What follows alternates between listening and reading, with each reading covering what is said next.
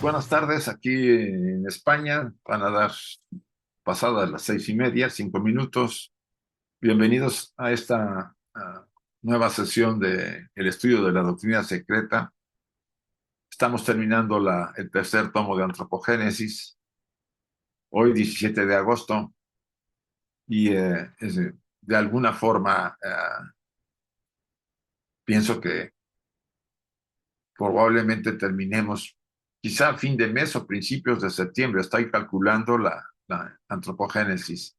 Ya lo iremos con más o menos viendo y les mandaré una guía para el siguiente estudio del proemio de la doctrina, que habíamos quedado hacerlo no solamente desde la doctrina oculta, sino agregar la física cuántica, que es una parte que siento que la doctrina oculta no incluyó debido a lo complejo que era. Es mi opinión. Pero ven, eh, la guía se las envié con cierto tiempo, sí, 2 días antes, más o menos. La semana que entra tendremos, si no hay ningún cambio, a Miguel Ángel el día 24. Y si está bien de salud, Oscar lo hará el día 31 de agosto. No lo sé, porque nosotros vamos a irnos a la escuela de verano este domingo 23. Sí, hay una escuela de verano en la sección española que es del 23 al 28 de este mes. Por eso la conferencia del jueves 27 sí la voy a hacer desde allá. Bien, vamos a iniciar. La dedicación. Oh tú, sol dorado del esplendor más excelente, ilumina nuestros corazones y llena nuestras mentes, así que nosotros, reconociendo nuestra unidad con la divinidad que es el corazón del universo, podamos ver el camino a nuestros pies y llevar nuestros corazones y nuestras mentes a esos distantes objetivos de perfección, estimulados por tu propia luz radiante. Así sea. La meditación, oh Pushan, oh sustentador de todo, abre los labios de la verdad ahora ocultos bajo áureo velo, para lo que los devotos de la verdad podamos ver. Así sea también. Bueno, aquí está nuestro cartel.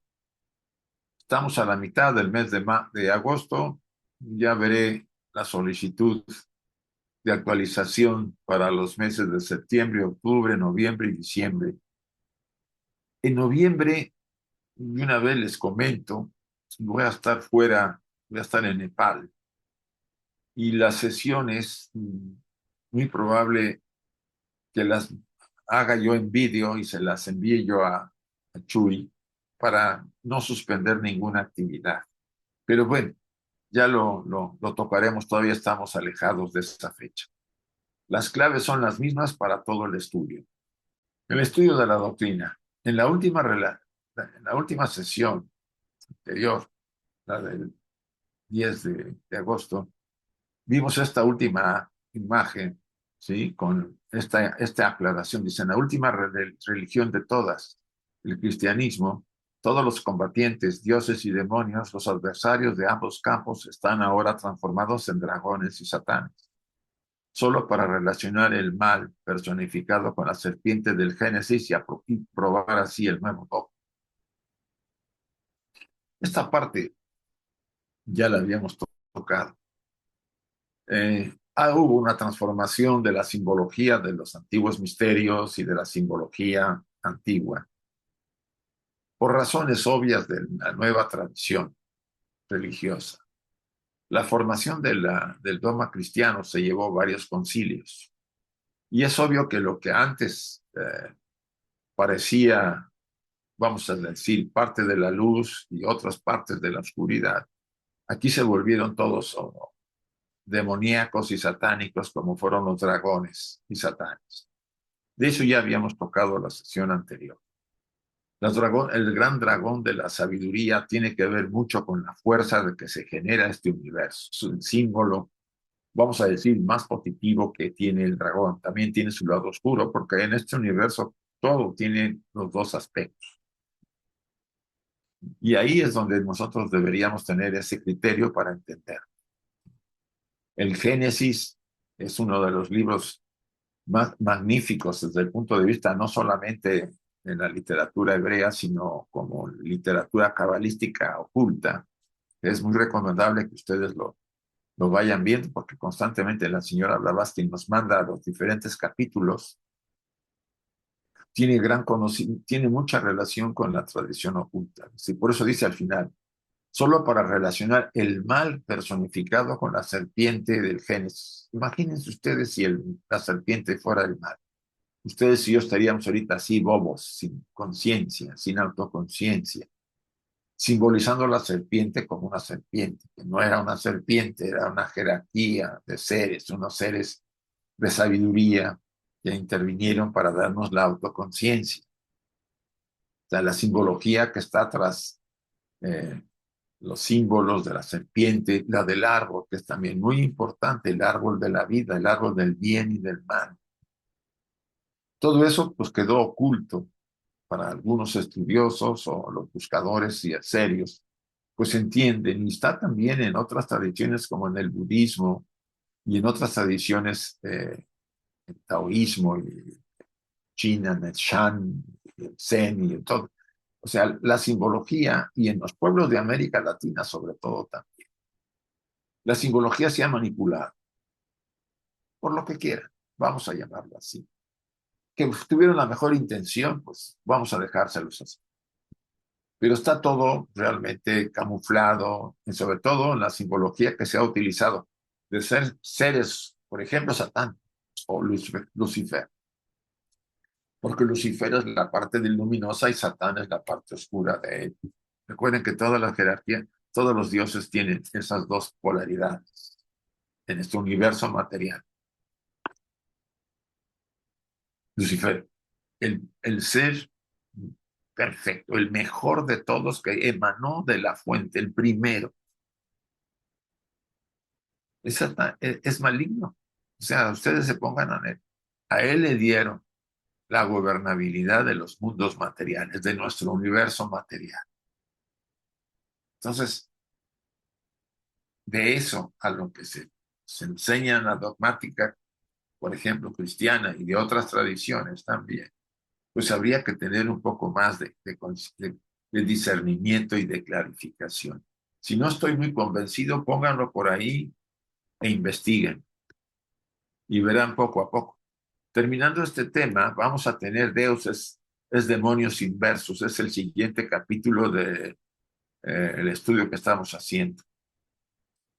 No, perdón, ya me estoy metiendo en temas. Este es un tema para los jueves. Pero aquí hemos estado hablando también de la temática que la señora Blavatsky puso, que el mal es necesaria para la evolución. Pues sí, porque Satán es el oponente, el que se enfrenta a nosotros para que nosotros superemos ese obstáculo y evolucionemos. Por eso la luz y la oscuridad, el bien y el mal. Sin mal, dice la señora, no hay evolución. Así de fácil. Y aquí empezamos con Noé, era un Cabir, un titán, por lo cual debe de haber sido un demonio, por supuesto. Sí, la clasificación se le utiliza de esa forma, de todo lo que son titanes, son demonios y son seres maléficos. Pues ahí está la problemática de transformar mucha simbología y de alterar la enseñanza antigua, ¿no? Para los judíos o los hebreos, Noé no es un demonio, por supuesto, es un personaje importante, pero vamos a seguir. Si importa poco que fuera Isis o Ceres, las Cabirias o también los Cabiri, quien enseñó la agricultura a los hombres, pero sí es muy importante impedir que los fanáticos monopolicen todos los hechos de la historia. Aquí está refiriéndose al fanatismo, sobre todo cristiano, que distorsionó, incluyendo al hebreo y al islam a los hindúes, y al hinduismo y a todo. Hay siempre el problema del fanatismo. El que se cree en lo que dice la letra muerta. No se dan cuenta que la enseñanza está en claves y que hay que descifrarlo, dicen los cabalistas. Repito esta parte. Importa poco que fuera Isis, la diosa en Egipto, o Ceres, Ceres es en los romanos, porque le llamaron, uh, Ceres es de Demeter, creo. La Caviria, o también los Caviri, los titanes, que ayudaron, quien enseñó la agricultura a los hombres. Pero sí es muy importante impedir que los fanáticos monopolicen todos los hechos de la historia y de las leyendas y que apliquen sus desfiguraciones de la verdad, de la historia y de las leyendas a un solo hombre. O sea, la tendencia es de clarificar a todo lo anterior, a todos esos personajes, seres, divinidades, dioses, ángeles o jerarquías divinas que estuvieron en la formación, en la creación del hombre, se puede decir, en la activación del hombre, en la época Lemur, después en la Atlante y al principio de la quinta raza, que se les ocurra ahora decir que todos ellos los desfiguran de su actividad y no los bajan de demonios y de maléficos. ¿Por qué? Porque conviene al nuevo dogma y además al fanatismo en el que se ha caído.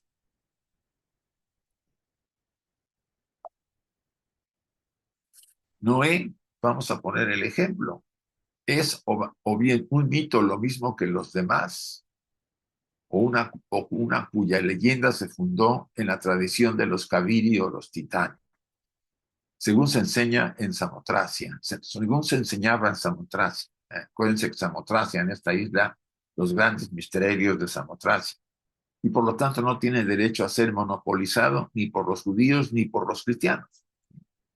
Era un titán. Después lo cambiaron, vamos a decirlo así, más que los judíos, los cristianos. ¿Sí? Si como Faber trató de demostrar a costa de tanta erudición e investigaciones, Noé es un atlante y un titán, y su familia son los Cavirio titanes piadosos. Entonces la cronología bíblica cae por su propio peso, y con ella todos los patriarcas, los titanes preatlánticos y los antidiluvianos. Se hace transformar. Hay una parte de la tradición judía, cuando estuvieron ellos sojuzgados en Caldea, ¿no? Acuérdense que eh, hubo una conquista, no sé si fue en el año 400 o 700 antes de Cristo. Uh, los babilonios, Babilonia conquistó Israel o Judea y se llevó presos a todo el pueblo, destruyó la ciudad. Y durante esos, creo que 2 siglos, estuvieron sojuzgados los judíos. Esdras, que era uno de los profetas, pues elaboró todo lo que conocemos, en gran parte de lo que conocemos del Antiguo Testamento, o sea, de la literatura judía. Tomó de las leyendas caldeas, pues varias, ¿no? Lo de Noé, porque en los caldeos lo tenían mucho antes, era más antigua la leyenda de de las famosas inundaciones, ¿no? De lo que ocurrió en el pasado. La señora la verdad es que habla de 3. Y lo que se menciona en la Biblia con Noé, pues eso nomás una, ¿no? Ya hubo varias antes. Y lo más común sería que Noé será una transmutación de uno de los caballos, los titanes antiguos, y fue desarrollado la imagen para que se adecuara, pues, a la enseñanza que se quería tener en el Antiguo Testamento. Esdras, pues yo siento que con la mejor intención elaboró todo esto, pero tendríamos que tener cuidado porque la señora Vázquez dice se distorsionó mucho, se cambiaron cosas, se cambiaron enseñanzas antiguas ocultas, se le transformaron en parte de tradiciones religiosas, se metamorfosearon, sobre todo en el cristianismo, en los concilios fueron cambiando, ¿no?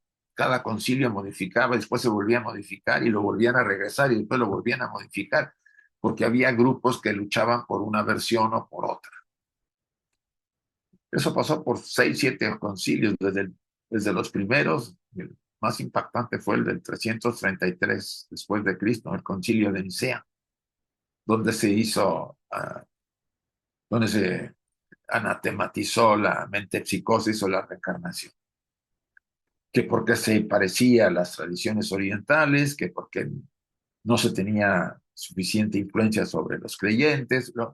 Hay toda una serie de términos, ¿no? Pero bueno, como se ha descubierto y se ha probado ahora, Caín es Marte, el dios de la fuerza y de la generación y del primer derramamiento sexual de sangre. Ya lo habíamos visto en la sesión anterior. Aquí está ligado Jehová. Jehová, repetir y entrar nuevamente es muy repetir, estoy repitiendo realmente. Eh, la imagen de Jehová es importante en la Cábala y en la tradición oculta. Él representa a Vina en el árbol sefirotán, Vina, la tercera sefira de la corona.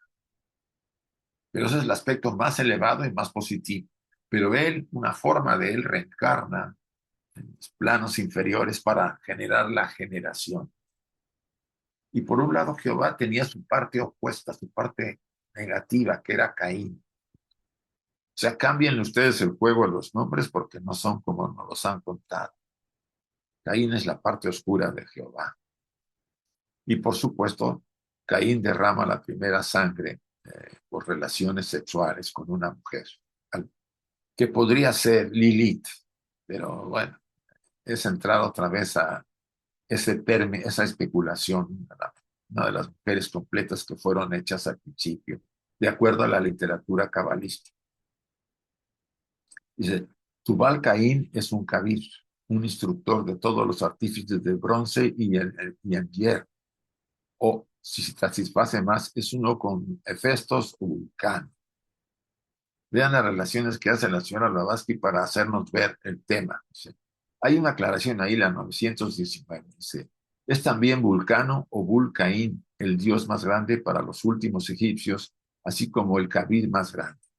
El dios del tiempo era Chium en Egipto, o Saturno, o Set. Y Chium es lo mismo que Caín. Eso viene en la literatura, una obra muy importante que se llama The Sources of Measures, que habla mucho sobre Kabbalah y la tradición egipcia, hebrea y otras tradiciones. Eso no sé si la puedan, está en inglés, yo no la he sabido que la hayan traducido al castellano o al español. ¿Qué quiere decir? El que se hicieron tantas transmutaciones en el pasado, como aquí nos muestra la señora Blavatsky, que el lector común y corriente no tiene ni idea. Se traga la píldora de que existió Adán y que Eva su pareja y que Caín era el hijo y malo y el Abel era el bueno y que Caín mató a Abel y derramó sangre y que Adán y Eva fueron expulsados después del paraíso y de repente surge que ya hay más parejas y que Caín se casa con no sé qué, de dónde salió, si ellos eran la primera pareja, para que vean cómo está todo como oculto. Si tienen un poco más de interés, denle la leída a los 4 primeros capítulos del Génesis. La versión que tengan, pues si pueden ustedes usar la de Cipriano de Valera, a mí me recomendaron ahí una persona que sabe mucho sobre esto, la el, de el rey James de Inglaterra, creo que es de 1400 y tantos, esa traducción, que es bastante buena. Yo no la he encontrado todavía, no la encontré, pero estaba muy caro, estaba 60 euros, madre mía. Pero bien, vale la pena que demos una leída y si quieren en algún momento le dedicamos a buscar ciertos significados a los pasajes de los 4 primeros capítulos del Génesis. Jabal es también tomado de los Kaviri. Recuerden que los Kaviri eran los titanes. Recuerden, los titanes fueron los primeros seres.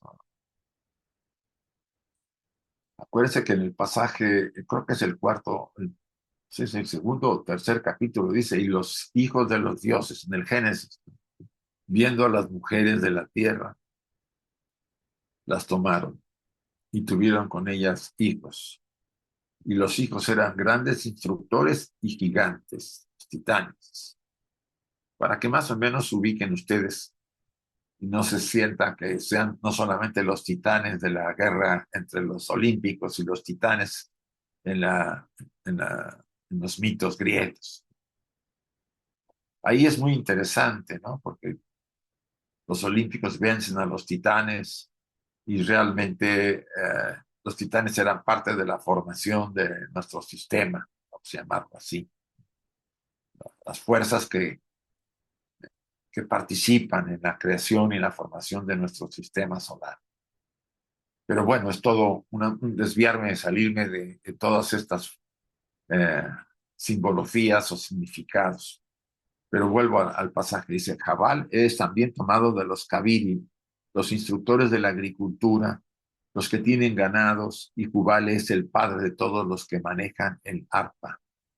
Él o los que construyeron el arpa de Cronos y el tridente de Poseidón. O sea, dioses, jerarquías superiores que descendieron a la tierra y enseñaron a los hombres el conocimiento. Eso lo hay casi en todas las culturas. Recuerden a Quetzalcóatl en México, ¿sí?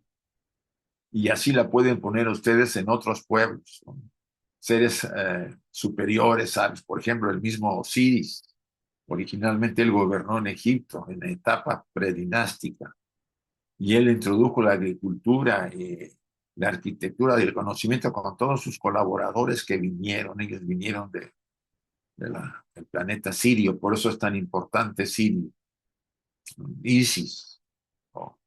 En, en un momento también estuvo como no solamente su pareja, sino después era parte de él. Recuerden que las divinidades tenían los aspectos masculinos y femeninos mezclados, ya la androginia, que nosotros somos andróginos, porque nuestra divinidad es andrógina, la que está en nosotros. Que hayamos definido un cuerpo en la personalidad para la evolución, pero nuestra alma es andrógina. Y eso el doctor Jung lo dice muy claro. El hombre lleva a una mujer que no fue, y la mujer lleva a un hombre dentro que no fue. ¿Para qué queremos los hombres los pezones? A ver, pregúntense. ¿De adorno? ¿Por qué? ¿Para qué los uso?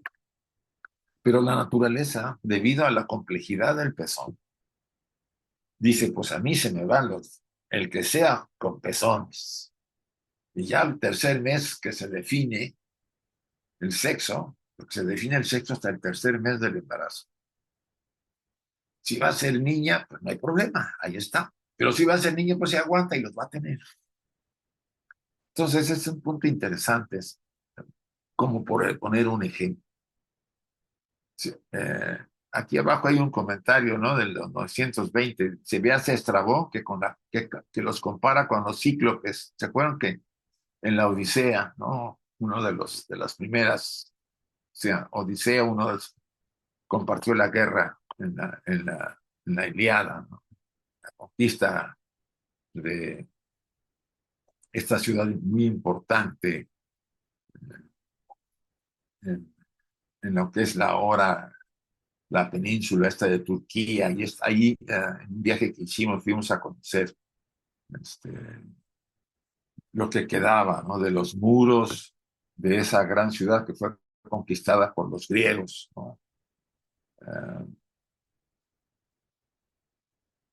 y es ahí donde es importante que ustedes se den cuenta que cuando regresa Ulises de esa guerra que habían ganado, fue en el caballo a Troya, fue Troya,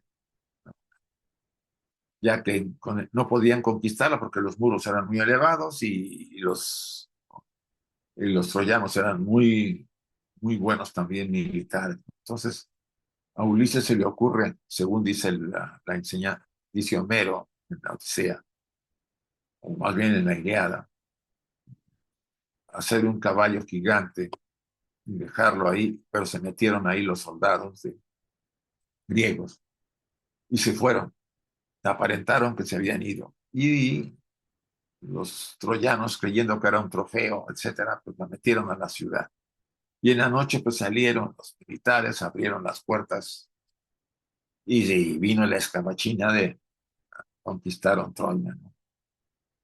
Entonces, Ulises termina esa guerra y regresa a Ítaca, donde estaba su mujer Penélope esperándolo. Pero, pues, dice el pasaje que se enemistó con Neptuno, Poseidón. Y esto se habla de símbolos. Este es un proceso, una transformación. Ah, huele como a una iniciación esta parte del regreso de Ulises. Y enfrenta, pues, a casi siempre aspectos femeninos son los que le afectan a Ulises, ¿no? La maga Circe, la ninfa Calipso. Después bajó al Hades a entrevistar a Teresias. Después que salió y sobrevivió, llegó a una isla donde le ayudan a regresar a, a Ítaca, pero pues se enamora a la hija del rey de él. O sea, todo siempre la parte femenina presente. Pero en ese viaje, Ulises, no, ya estoy mezclando. Estoy mezclando eh, la búsqueda del vellocino de oro. Ay, caray. Bueno, de todos modos vale la pena haberlo comentado. La historia o las fábulas acerca de los misterios telchines, esta palabra telchín tiene que ver con los titanes. Fábulas que son todas el eco de sucesos arcaicos de nuestras enseñanzas esotéricas, nos dan la clave del origen de la genealogía de Caín en el tercer capítulo del Génesis. Véanse, si métanse ahí, van a ver. Realmente la versión que oculta dice, la parte de Jehová que es Caín, la parte oscura, tiene relaciones con una mujer y viene y se derrama sangre, que es la primera relación. Puede ser Lilith. Recuerden que Jehová en esa permutación es un generador.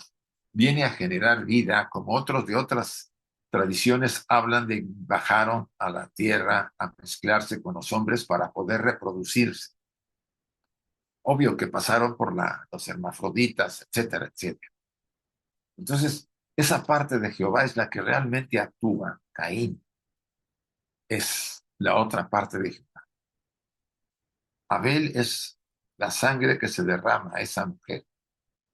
Y el verdadero hijo de Adán, o sea, de Jehová, es Set, ¿no?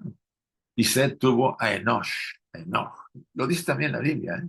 Ahí no hay vuelta de hoja. Y uno se confunde, pues no, que Caín y Abel, y más adelante dice Set, ¿quién le entiende? Entonces, ahí hay que descifrar la clave. Y la verdad, no sé por qué en la tradición cristiana no se dieron cuenta de eso. No le metieron mano a eso. Quizá porque era más bien de los judíos y no de ellos. En realidad ahí hubo muchas modificaciones por parte de la tradición cristiana en los concilios. En los evangelios, por supuesto, le hicieron cambios ahí a lo que hablaban de reencarnación y metempsicosis, ¿no? Acuérdate que dice, le preguntan a Jesús que quién era Elías.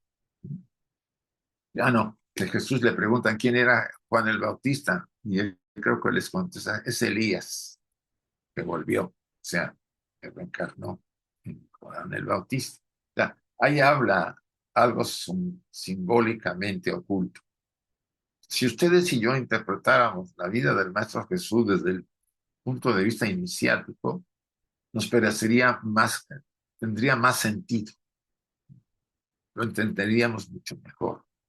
No le quita para nada los evangelios que son bellísimos y muy importantes para inspirar a las personas a experimentar su vida espiritual. Vuelvo a leer el párrafo. Dice, la historia o las fábulas acerca de los misteriosos telchines, así se les llamaba. Por cierto, si lo buscan en el glosario no lo van a encontrar, yo no lo encontré, que significaban, que viene más tarde diciendo que son los titanes, así se les llamaba. Fábulas que son todas el eco de sucesos arcaicos de nuestra enseñanza esotérica. Nos dan la clave del origen de la genealogía de Caín en el tercer capítulo de Génesis. Dan ellas la razón por la cual la Iglesia Católica Romana identifica la sangre maldita de Caín y de Cam. Recuerden que Cam y Jafet son los tres, con la brujería y la hace responsable del diluvio. Eh, no podemos negar que hubo en aquella época, si estamos hablando en relación a la tradición oculta, los gigantes lemures, recuerden. Probablemente más cerca, este pasaje se habla más cerca del final del Lemurí, los principios de los Atlantes, aunque todavía eran gigantes.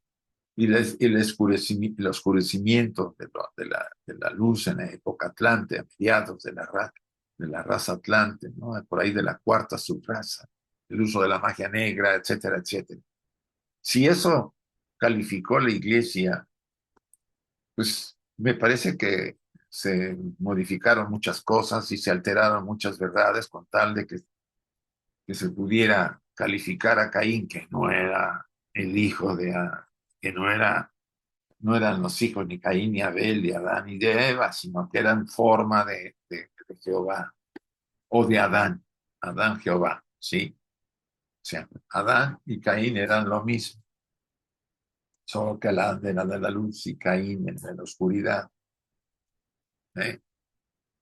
Y Abel era, vamos a decir, una mujer, que puede ser Lilith, la primera mujer, o Eva, si quieren ustedes utilizar, y se derrama sangre por primera vez. Ahí está, sí, más o menos el pasaje. Pero el verdadero hijo de Adán fue Set, que viene más adelante en la misma Biblia. Y dice uno, bueno, a ver cómo va el tema. No está claro. O sea, aquí hay algo que está escondiéndose. Eso lo entendía hasta cualquier lector, así que no tuviera muchos elementos de la tradición oculta activos. Dirían, no, esto, ¿por qué dice aquí que tuvo a Caín y Abel y adelante dice que tuvo a Set? Y no habla ya de ni Caín ni de Abel, porque Caín pues se fue. Caín es Jehová. Y está muy relacionado con aspectos oscuros, esa parte de Jehová. Ya lo vimos las sesiones anteriores, dos sesiones anteriores. Entonces, por eso la iglesia, en sus concilios, lo lamento, pero fue así, le agregaron ahí, le metieron, le cambiaron.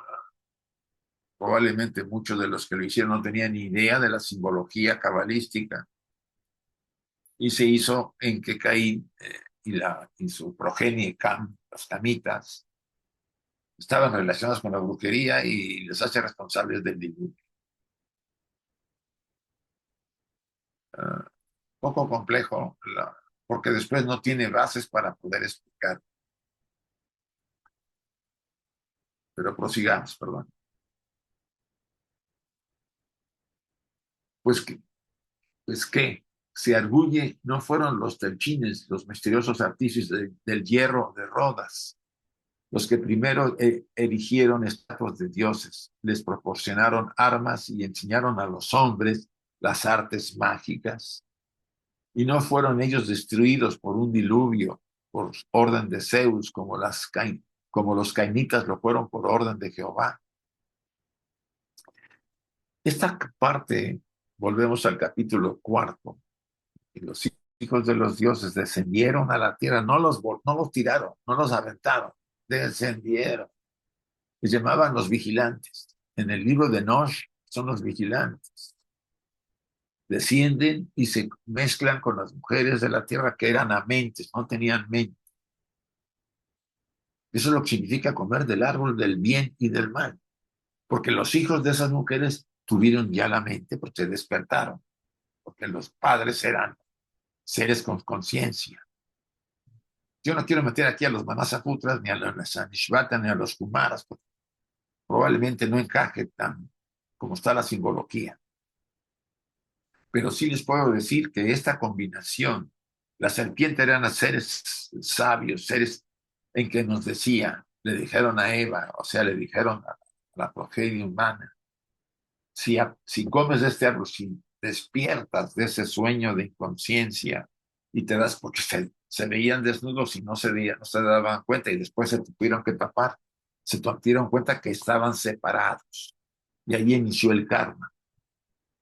Entonces, esa inconsciencia de las primeras razas lemures, primera, segunda, tercera, y por ahí de la mitad de la tercera, pácatela, se separaron los sexos y vinieron los Manasaputras, los Anishvantas, los Kumaras a despertar, activar nuestras mentes. Sin mente no habría evolución, así de fácil. Sin mente no alcanzaríamos la divinidad que somos nosotros en realidad, porque nosotros somos un cuerpo ilusorio. Lo verdadero en nosotros está en la parte espiritual. Y esa es la salida de la caverna de Platón. Cuando ustedes y yo salgamos de la caverna y veamos el sol de la verdad, nos habremos iluminado y habremos activado el Dios interior que todos llevamos. Como decía el Maestro Jesús en un pasaje de Juan, que era un cabalista, vosotros sois el templo del Dios vivo. Acuérdense, dioses sois y no os dais cuenta. Nos han mantenido controlados para que no nos demos cuenta. Y disculpen, la misma iglesia no quiere que nos demos cuenta, por las razones que fue. Los telchines son simplemente los Kaviri y los titanes, como ya habíamos dicho. En otra forma, también ellos son los atlantes.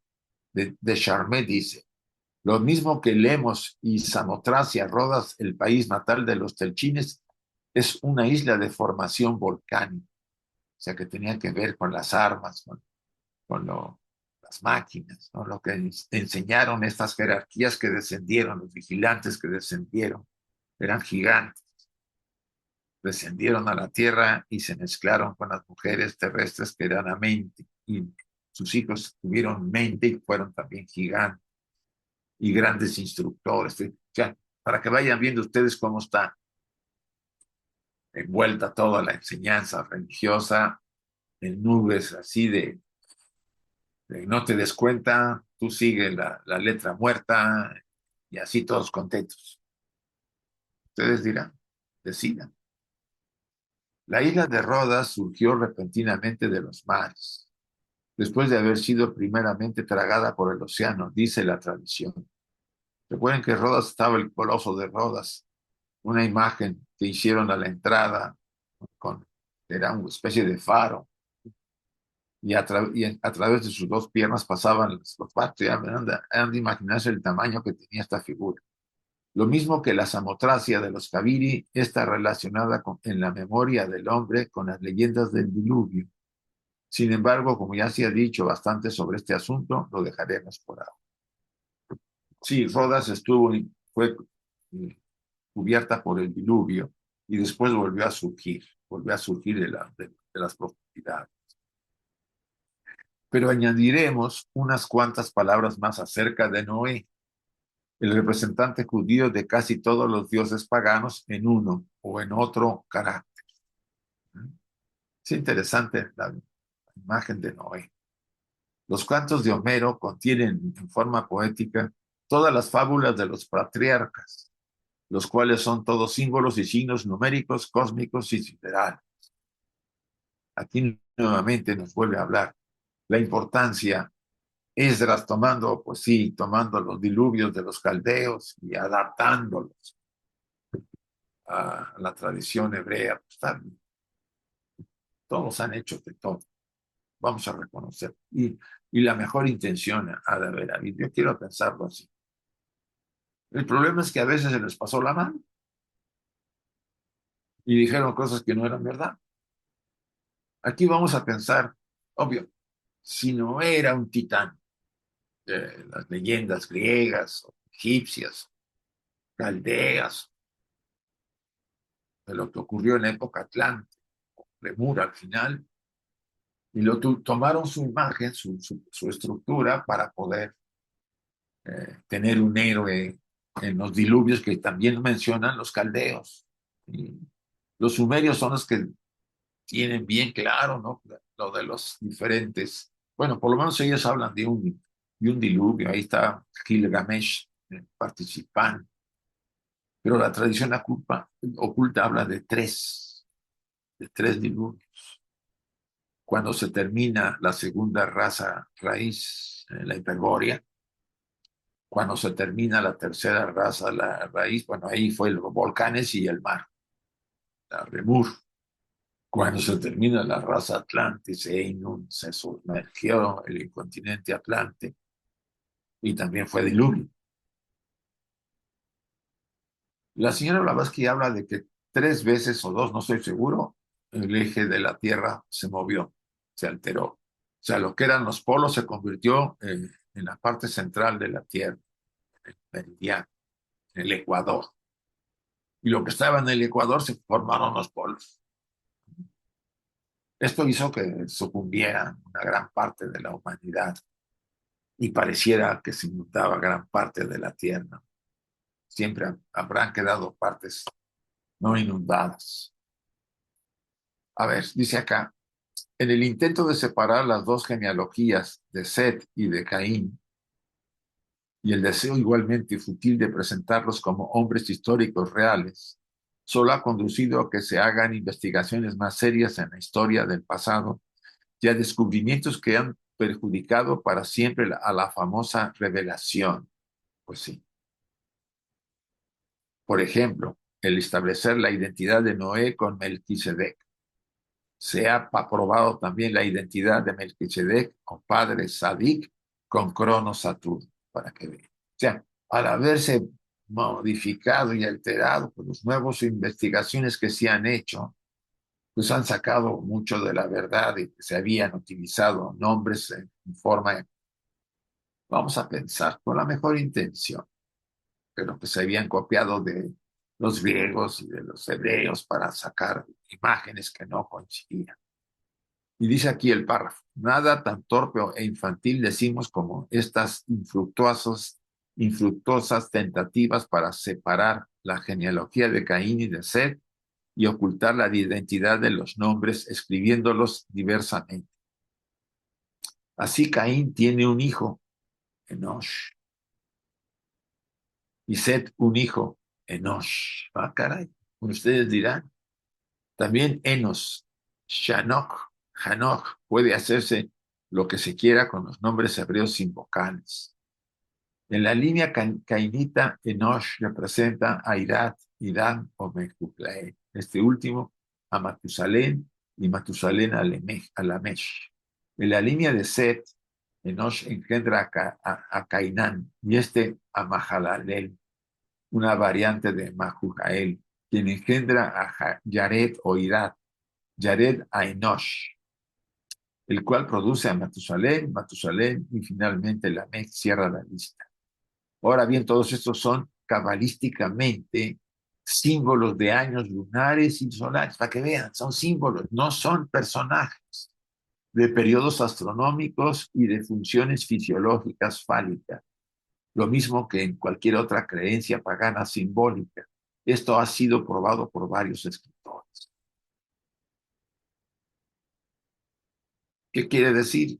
Que tenemos que tener cuidado cuando veamos esta simbología que envuelve, que cubre. Estamos hablando no solamente de la doctrina secreta, estamos hablando de la obra cristiana, que más bien le fusilaron a los judíos, a los hebreos, les fusilaron su Antiguo Testamento. El Antiguo Testamento era judío.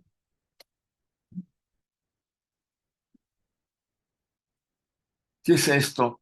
Que esto es verdad puede demostrarse fácilmente. Ningún escritor cristiano lo niega.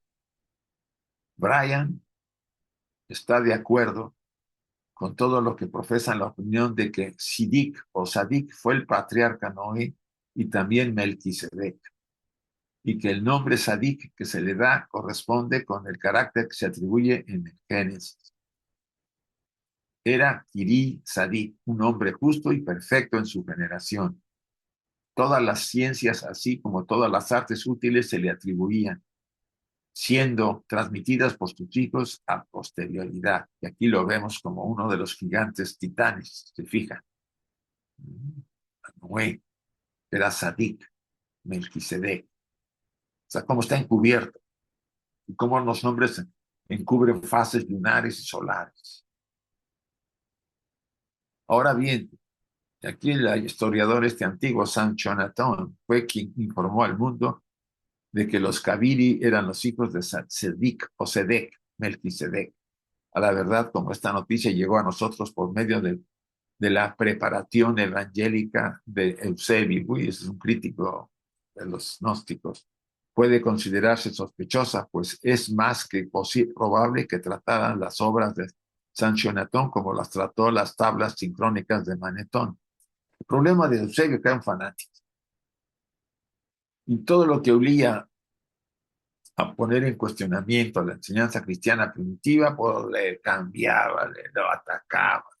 En parte de sus ataques sirvieron para darnos una idea de las tradiciones gnósticas si no se hubieran perdido, porque él da una descripción de cada, él y otros padres de la iglesia. Bueno, pero el fanatismo cierra a la persona, a los seres, no investiga, no se dan cuenta de las verdades que hay tras de la simbología que se usaba antes. Los libros de sabiduría tenían un significado doble o triple o séptuple por las claves. Y en este caso de Eusebio, pues al, al, este, al meterse Eusebio con Sanchonatón, repito el pasaje, dice, ahora bien, Sanchonatón fue un historiador, fue quien informó al mundo de que los Kaviri eran los hijos de Sidik o Sedek o Melquisedec. A la verdad, como esta noticia llegó a nosotros, ¿cómo llegó? Por el medio de la preparación del evangelio que escribió Eusebio. Y ese cuate manipulaba, cambiaba, modificaba. Pues considerarse sospechosa, pues es más que probable que tratara las obras de Sancho Netón, como trató las sincrónicas de Manetón. Manetón fue un sacerdote egipcio que tenía la, la historia de todos los faraones y de los reyes egipcios. Y incluso menciona la etapa predinástica de los gobernantes divinos que estuvieron. Pero manipuló a Eusebio porque todo lo que no convenía al cristianismo que nacía, pues había que hacerlo a un lado, borrarlo, cambiarlo, modificarlo.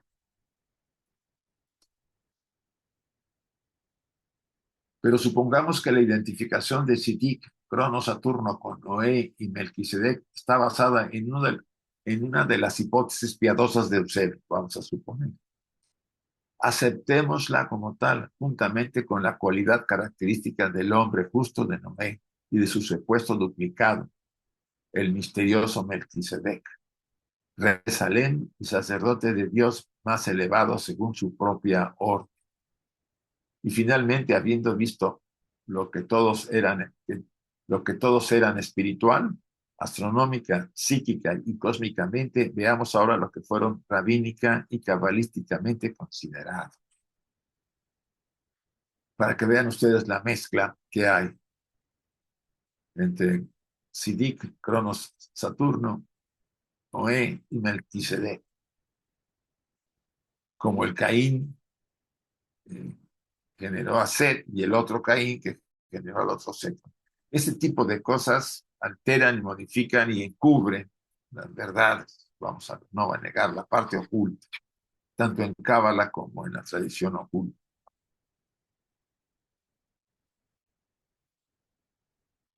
Al hablar de Adán, de Caín, de Marte, etcétera, como personificaciones, vemos que el autor de Sources of Measures, es muy bueno este autor, expresa nuestras mismas enseñanzas esotéricas en sus investigaciones cabalísticas y así dice. Ahora bien, Marte era el señor del nacimiento y de la muerte, de la generación y de la destrucción, del arado y de la construcción, de la escultura o labrado de las piedras, de la arquitectura, en resumen, de todo lo que se comprende bajo la denominación de artes. Marte, ¿no? Mira. O sea, la simbología de esta divinidad en los olímpicos, ¿no? Uno de los dioses más importantes, Marte. Y eso nos lleva a entender la posición de Caín o la otra parte de Jehová. Ahí está lo interesante. Aquí otra vez otra aclaración. Era era el principio primordial que se descomponía en la modificación de dos opuestos, como ya hablamos, para la producción astronómicamente también. Poseía el lugar del nacimiento, del día y del año, el lugar de su aumento de fuerzas Aries, e igualmente el sitio de su muerte Escorpión.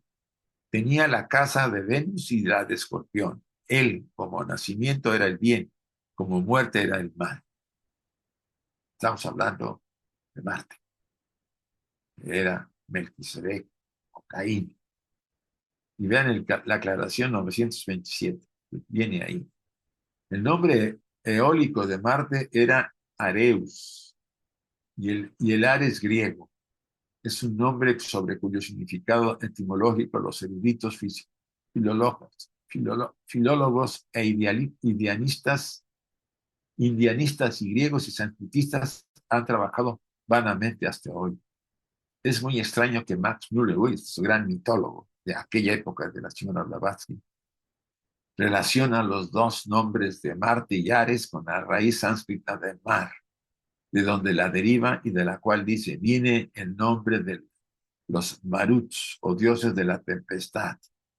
Sin embargo, presenta una etimología más exacta. Sea como quiera, la etimología de las raíces y palabras solamente nunca podrán por completo de manifiesto el sentido esotérico, por supuesto, aunque puedan ayudar a hacer conjeturas útiles. Como bien era luz, como mal era la noche. Como bien era el hombre, como mal era la mujer. Poseído los puntos cardinales y como Caín, o Vulcano, o Pater Sadik, o Malquisedec era el señor de la eclíptica o de la balanza, la línea de ajuste y por lo tanto era el justo. Los antiguos sostenían que había 7 planetas o grandes dioses que rotaban de 8 y Pater Sadik. El justo o bueno era el señor del octavo, que era Meter Terra. Justo los antiguos sostenían que había 7 planetas o grandes dioses que rotaban de 8 y Peter Sadik.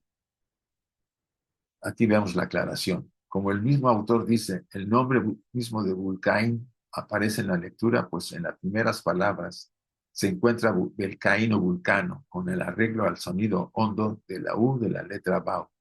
Aparte del texto puede leerse como el dios Caín o Vulcaín. Sin embargo, si algo faltase para confirmar la idea de Caín Vulcaín, pues Fures dice, Nick Caín, la punta de hierro de una lanza, un forjador, herrero, un inventor de herramientas cortantes y trabajos de herrería, que son parte de aquellos que vinieron a darle a los hombres pues conocimientos, se mezclaron, etcétera, etcétera.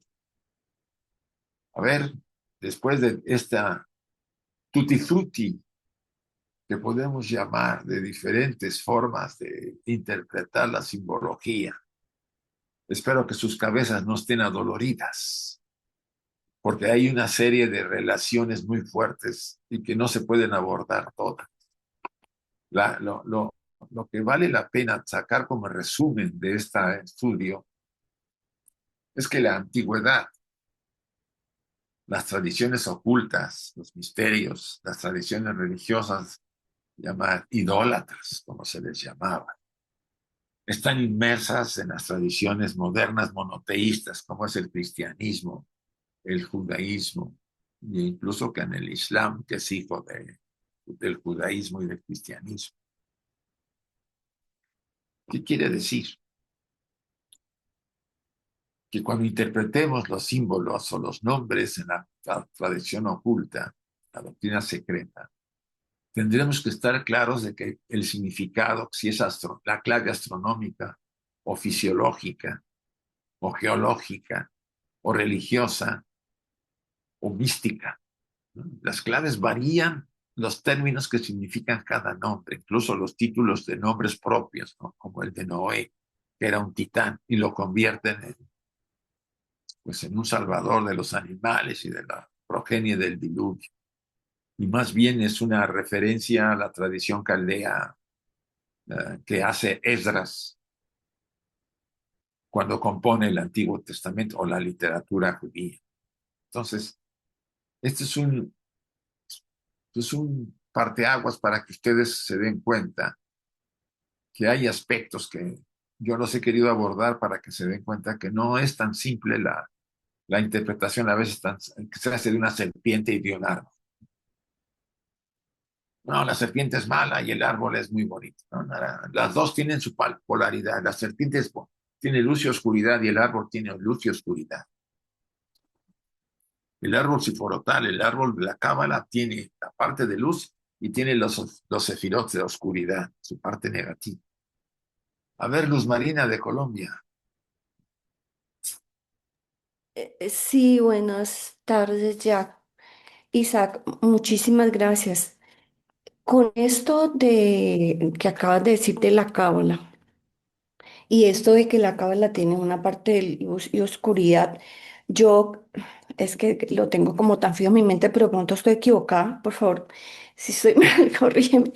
Es que en algún momento entendí que había una jerarquía, que todas las jerarquías deben pasar por la fase humana y que hay una jerarquía en descenso y otra en ascenso.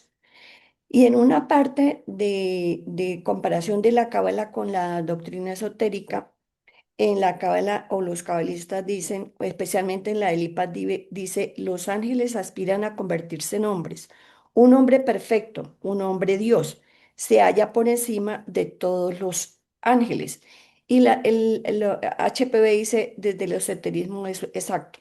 Entonces, pero acabamos de decir que las jerarquías tienen luz y oscuridad, pero aquí dice que son perfectos, o sea, esos dioses o esas jerarquías que ayudan en todo el proceso evolutivo, que les corresponde el proceso evolutivo de una humanidad, son jerarquías que ya pasaron por la etapa humana y van en ascenso, porque si son las puras, todavía ellas no tendrían un doble, ¿verdad? A pesar de estar en la polaridad, ¿o es posible? Mira, Luz Marina, ningún ser de este universo material carece de la polaridad. Todos tienen la polaridad. Los manasaputras la tenían y nos la dieron en parte, la parte cámica, la parte instintiva, pasional, etcétera. Que las más elevadas tengan menos oscuridad y más luz es entendible. Y que las más bajas, las más cercanas a nosotros, tengan mucha oscuridad y también su luz, pero hay más oscuridad también. Esa perfección en un universo material no se alcanza. Y la misma señora Blavatsky lo menciona. Y es lo Ah, que quiero decirte. ah, No nos vayamos con la idea de la perfección. ok. El hombre, por más desarrollo que alcance, no llegará a ser perfecto, incluso abandonando la etapa humana cuando ya no reencarne. Lo que puede hacer es que abandona el ego personal porque ya no le genera, ya no genera karma y ya cumplió su programa de evolutivo. Pero se abre un nuevo camino o muchos caminos para que esa alma siga progresando en la dualidad, quizá cada vez más equilibrada, hasta donde se pueda decir. Por Ok. lo menos es lo que dice la tradición oculta. Bueno, una pregunta como para confirmar. Hay las jerarquías todas, hay unas que están en la parte de descenso hacia la evolución humana o ya todas ya, o no, o todas son Mira, ya, o hay las, jerarquías que no necesitan pasar por lo humano en ninguna etapa, nunca. ah, mira, por lo poco que yo sé, las jerarquías angélicas, estamos hablando de seres angélicos, no humanos. Ujú, Tienen una constitución diferente a la nuestra. ¿Qué significa eso? Que si van a ser humanos, tendrán que pasar por los procesos que tú y yo y todos hemos pasado, mineral, vegetal, animal, humano, etcétera. No en sí como lo hicimos, sino simbólicamente tendrá que pasar por ese proceso. Ya Pablo lo dice y nosotros los gobernaremos sobre ustedes en un pasaje bíblico de los evangelios, de las cartas que él escribe. O sea que el hombre se convertirá, vamos a decir, se desarrollará a cierto nivel y estará sobre las jerarquías angélicas. Ellas cumplen una función muy importante y por supuesto ha de haber jerarquías tan elevadas, sobre todo en los tres logos, porque los tres logos son jerarquías. ujú, Primer logo son jerarquías de la fuerza, de la energía, para que este universo se forme. El segundo logos es luz y oscuridad, jerarquías de luz y jerarquías de la oscuridad. Y el tercer logo son las jerarquías de la mente. Entonces, a pesar de la perfección que pudieran tener, siempre habrá oscuridad, porque este universo se mueve a través, es imperfecto en cierta forma, y se mueve a través de evolucionar también el universo material. ujú. Y es ahí donde deberíamos tomar en cuenta que por más que se utilice a veces es que son perfectos, no, no hay perfección en nuestro universo material. Ujú, Hay acercamiento a una calidad de equilibrio muy grande, pero no hay esa perfección total que a veces el término podría confundirnos, Luz María. ok. Y es ahí donde nos deberíamos quedar.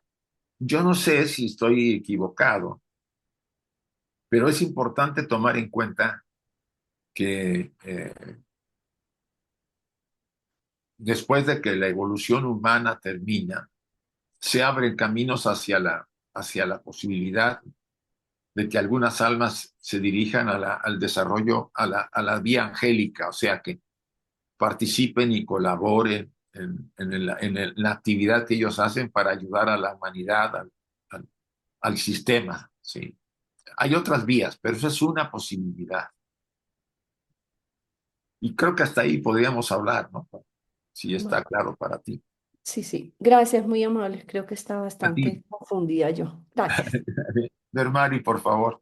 Me corrijo, gracias. Gracias, doctor Isaac.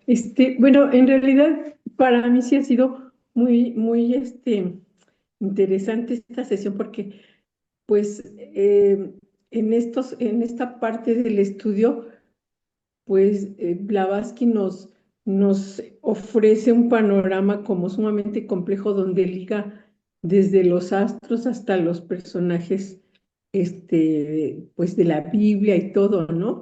Y bueno, este asunto de la luz y la oscuridad en cada personaje eh, me parece que forma parte de este espectro, pero a mí me quedó así como intrigado eso que decía usted, que detrás de estos nombres, hablando del Nuevo Testamento, había una relación con em, con la parte astrológica. Sí. Eso me pareció muy interesante y bueno, yo nunca lo había escuchado y si pudiera hacer algún comentario más se lo agradecería. Gracias. Recuerda que la señora Blavatsky nos hablaba de que para la interpretación de la literatura mística o cabalística o la doctrina oculta, en realidad la Biblia en los primeros tomos, incluso los evangelios, en la antigüedad se utilizaba que las grandes verdades se ocultaban. ¿Sí?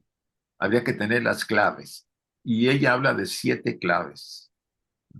Yo menciono la astrológica, la clave geológica, antropológica, la mística, religiosa.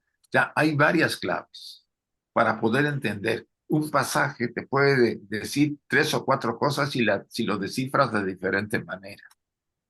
Entonces, el ejemplo que ella pone de la relación Caín, Melquisedec, Noé, nos da mucho para entender y además cita otros nombres en relación a posiciones astrológicas, ¿sí? O astronómicas, que más que un nombre son periodos astronómicos, pero que se oculta así esas verdades porque en la antigüedad se concedía el conocimiento a los estudiantes avanzados y las claves para entender.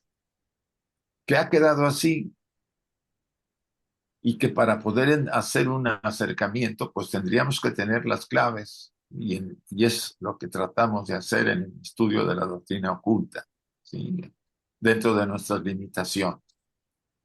Eh, Sobre todo yo lo veo mucho en Cábala, ahí lo veo, miren, en Cábala ustedes tienen un nombre y ese nombre se puede descifrar en números, ¿sí? Y les aseguro que significa otra cosa. Entonces, el estudio de la Cábala ya de por sí demanda mucho esfuerzo, como todas las tradiciones, ¿no? Pero sobre todo aprender a... Tiene un nombre especial que significa eh, el desciframiento de los términos cabalísticos o los nombres. Por ejemplo, Noé puede tener, como dice, puedes representar a Melquisedec, a Caín, porque Caín no era el hijo de acuerdo a la enseñanza oculta, no era el hijo de Adán y Eva. Caín era la parte oscura de Jehová, que derrama sangre al tener relaciones con una mujer, que podría ser Lilith, Eva. O sea, te vas a dar cuenta, Mari, los ocultamientos que hay de enseñanzas. ¿No? Pero eso es la versión judía, es la versión cabalística. Madame Blavatsky no se mete con Lilith. La menciona poco. La menciona, Ajá. era una mujer. Yo también quería comentar que me pareció muy interesante este asunto. Bueno, yo lo desconocía, soy bastante ignorante, de que detrás de muchos de estos personajes bíblicos estamos hablando todavía del final de la era Atlante, ¿no? Que usted mencionó ahorita. Es posible, Eso así Lemur me Atlante, pareció. sí, sí, Ajá, Lemur Atlante me pareció impresionante. Y lo otro, esta disertación que hizo usted pequeña sobre la perfección, y lo cito porque pues yo voy a dar esta plática sobre la perfección del libro de Leadbeater, pero yo creo que aunque no vamos, sabemos que en esta tierra no la vamos a alcanzar, pues finalmente es un paradigma, ¿no? sí. Sobre el cual el hombre se debe guiar para ser vida tras vida un poquito mejor, ¿no? Sí, mira, la perfección, mi opinión, se Ujú. alcanza solo cuando te unas a la fuente de donde hemos emanado, si queremos pensarlo así. Pero mientras Sí, en estamos en el realidad. universo material, no sé, para mí es no imposible, pero no está en el programa, porque el universo está evolucionando. Recuerda que dice la doctrina oculta, cuando termine este universo y venga el Mahapralaya, o sea, la desaparición, ya no, vamos a poner otro ejemplo. Estamos en la cadena terrestre, ¿sí? La cadena, estamos en el cuarto globo de la cadena terrestre. Nos falta el quinto globo, el sexto globo y el séptimo para terminar la cadena terrestre. Cuando termine la cadena terrestre, una parte de la humanidad que sí desarrolló lo necesario, como los hermanos de la luna desarrollaron, pasarán a la siguiente cadena a un nivel superior, ¿sí? O sea, Ujú. por mucho que alcancemos en el séptimo globo una perfección, etcétera, no es suficiente porque no hay perfección total mientras sigamos, vamos a ir moviéndonos en la evolución en el plano material. Entonces pasaremos a una cadena superior a la terrestre y los que no pasen, dice la señora Blavatsky, pasarán a otra cadena no tan superior, pero mejor que la terrestre. Eso ya nos da a entender que siempre habrá escalones que ascender a pesar de la, entre comillas, perfección o desarrollo que alcancé. O sea, Gracias, como, doctor. Gracias. al contrario, nomás para cerrar, a mí me gusta lo que dice el doctor Jung. No se trata de ser perfectos, se trata de ser completos. ¿Sí? Completos porque te activas todo, eres tú. Gracias, Emil Dermari. A ver, Emilce, por favor. Bueno, yo le quiero agradecer porque realmente me deja pensando por hasta la clase que viene, más o menos. En realidad, cuando usted dijo que no vamos a salir de la dualidad, Buda, que está en una cadena superior, no salió de la dualidad. No, él estaba en un nivel superior a los humanos, ¿sí? Por eso fue escogido. Él lo trajeron del sexto globo, debido a que no había todavía un desarrollo de la humanidad en nuestro cuarto globo adecuado para ser un Buda. Entonces vino, pero él, como el yin y el yang, traía, quizá, es mi opinión, una suposición, una pequeña imperfección. Fíjate que hay una historia que te puede describir eso. El Buda, antes de de ser Buda, lo hacen encarnar para que se adapte a la humanidad del cuarto globo.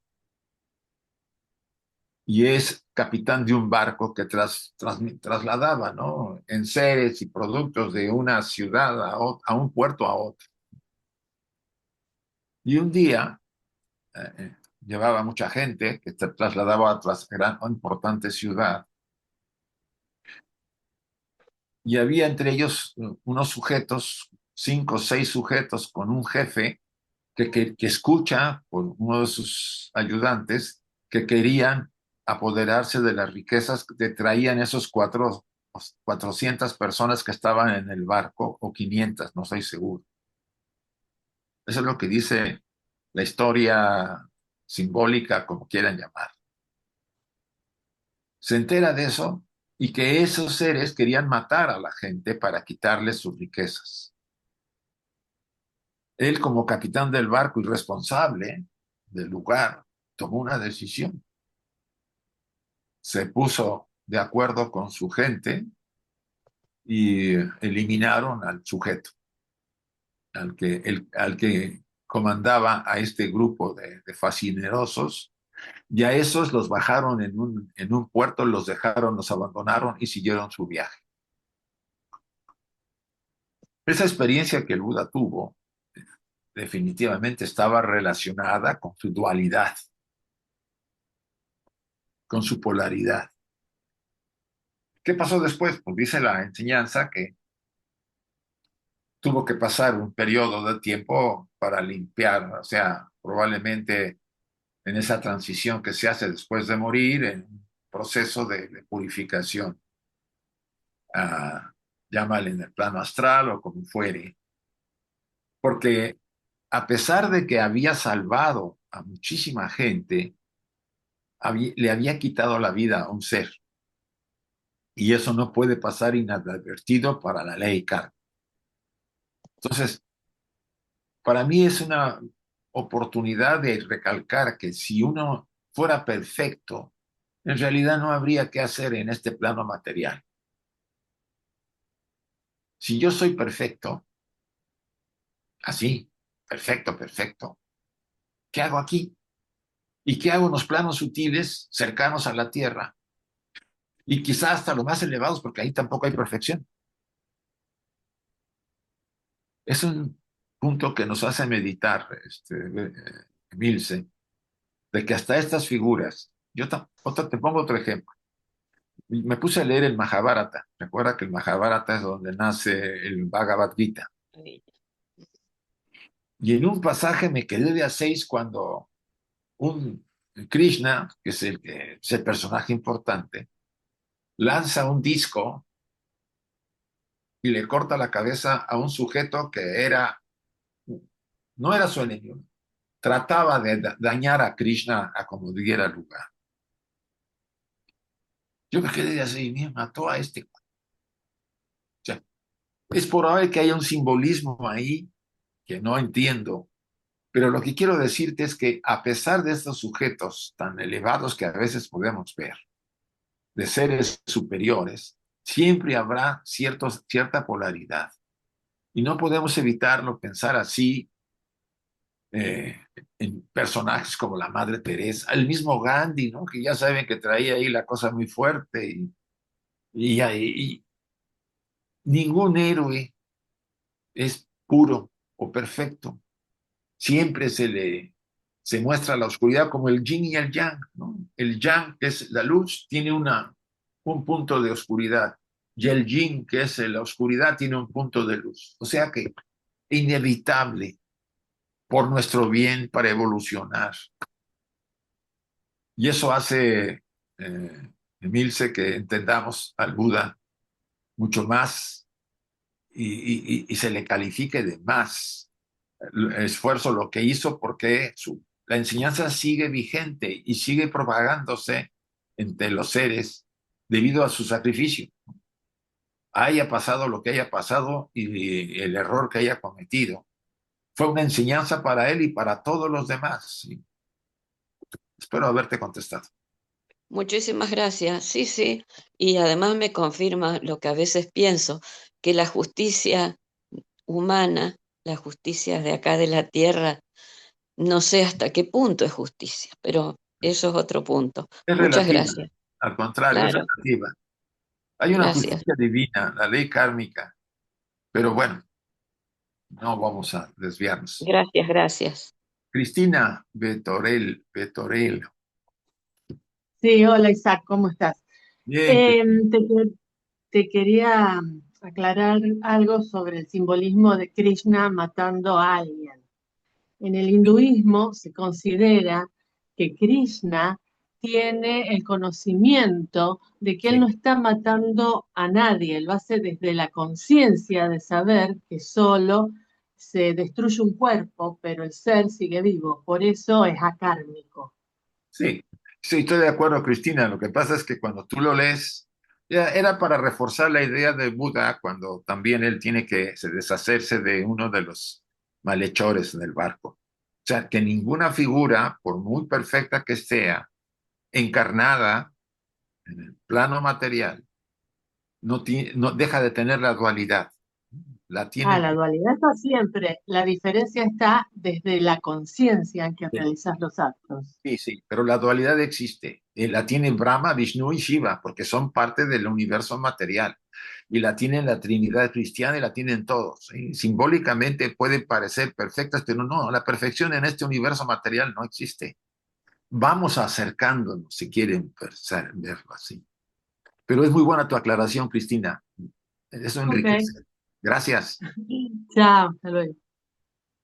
Vamos a terminar, ya no veo preguntas para haciendo la invocación, ¿les parece a todos? Cerremos nuestros ojos un instante y vamos a repetir la invocación, por favor. Oh vida oculta que vibras en cada átomo, oh luz oculta que brillas en cada criatura, oh amor oculto que todo lo abarcas en la unidad, que cada ser que se sienta uno contigo sepa que es uno con todos los demás. Así sea, y gracias a todos.